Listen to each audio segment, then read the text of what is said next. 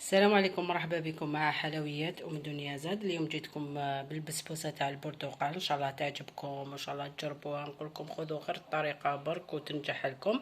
نقول لكم نبداو المقادير على بركه الله.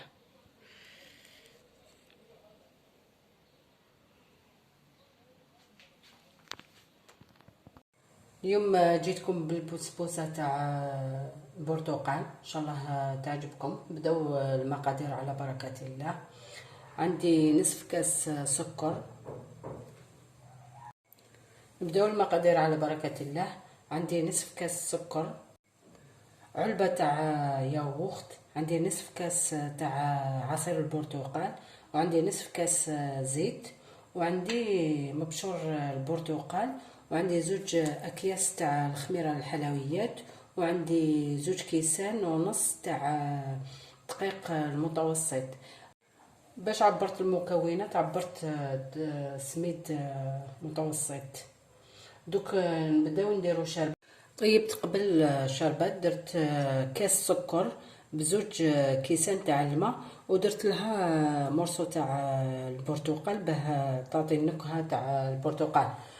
طيبتها غير بدات تغلي، تحسبوا لها 5 دقائق ولا هكذاك 7 دقائق 5 دقائق تطفيو لها. دوك انا نبدا نخليها تبرد باه نبدا نحضر العجينه تاعي. دوك نبدا نحضروا العجينه ونقول لكم واش ندير فيها. دوك عندي زوج حبات بيض، نسيت ما قلتهم لكمش في الاول. عندي زوج حبات بيض. نبداو بالسكر نخلطو. تحبوا تخلطوا غير هكذا، تخلطوا غير هكذا شويه. تحبوا بالبغا نديروا بالبغا ولا الفوي كيما حبيتو. دوك انا خلطت مليح ونضيف لكم. شوفوا كي خلطت السكر مع البيض. دوك نزيد قبل الزيت غير بشويه نخلط. خلط كلش في خطره. نزيد قلت لكم علبه تاع الياغورت،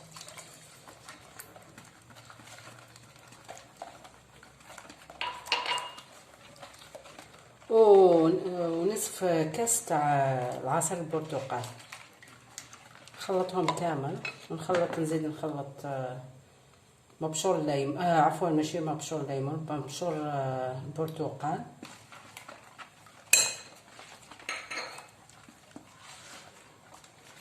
تحبوا ديروا عطر البرتقال ديروا عطر البرتقال.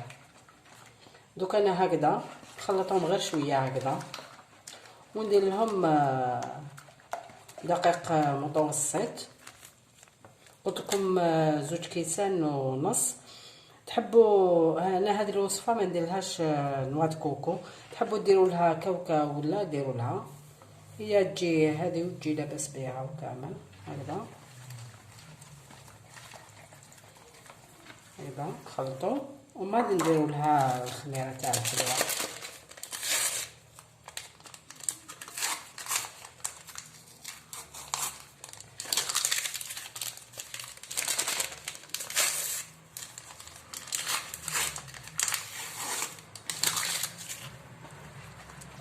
هكذا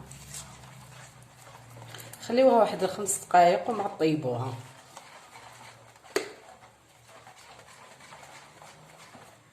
دوك نوري لكم المول اللي ندير فيه.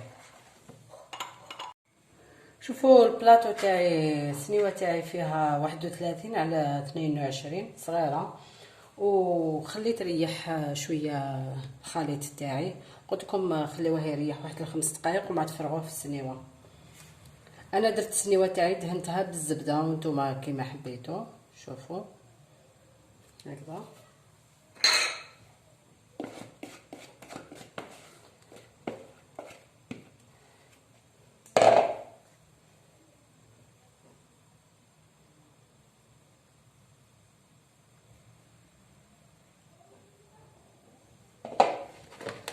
تاني تقدروا تخليوها تريح شويه 5 دقائق وما طيبوها، وشعلوا الفرن من تحت ومن فوق. كي طيب لكم نخرجها لكم نشربها لكم وتشوفوها. شوفوا كي طابت خرجتها هي سخونه. دوك نسقيها، تخليوها تحمر مليح. تسقيوها غير بهذيك اللي طيبتو، ولا حبيتو ديروا كميه كبيره ضعفوا الحجم وضعفوا العسيلة. انا هذه تكفيني هكذا. شوفوا دوك نخليها تبرد مليح ومن بعد ندير لها التزيين ونوريها لكم في تبسيط التقديم. التزيين درت لها البيستاش من الفوقه، ودرت لها هادو قشور تاع التشينا نطيب ديرو في الاخر في السكر.